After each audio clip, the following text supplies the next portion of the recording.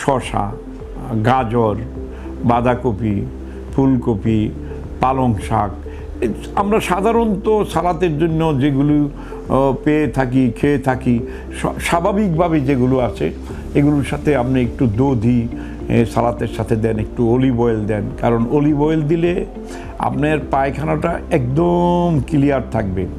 আপনি যদি একটু দধি দেন, এনি কার্ডস অ্যান্টি ক্যান্সার, দধি খেলে ক্যান্সার হয় না।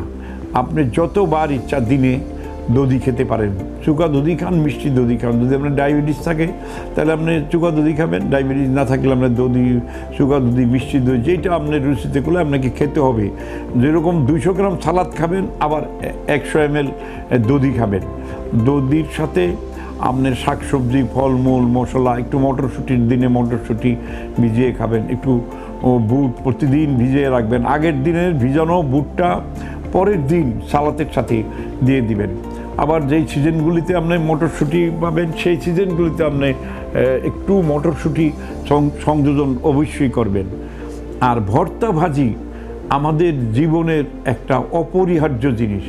যেরকম আপনি কিছু থানকুনি পাতা ভর্তা খেতে পারেন, কিছু ধনে পাতা ভর্তাও খেতে পারবেন, আবার ধনে পাতা ইয়েতে সালাতে দিয়েও আপনাকে খেতে হবে।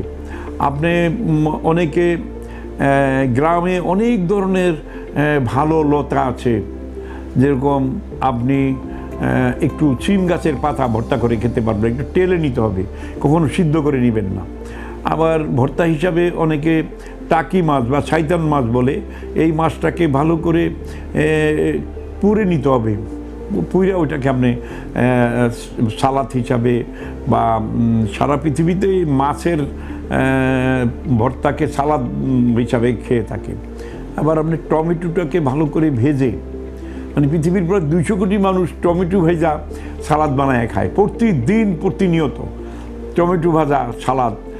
টমেটোটাকে ভেজে একটু বেটে নিয়ে বা ব্লান্ডিং মেশিনে একটু ব্লান্ড করে নিয়ে এই সালাদগুলো খেয়ে থাকেন।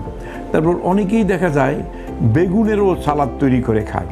বেগুনটাকে একটু পুড়ে নিতে হবে, সিদ্ধ না, সিদ্ধ করলে বেগুনের গুণাগুণ চলে যায়।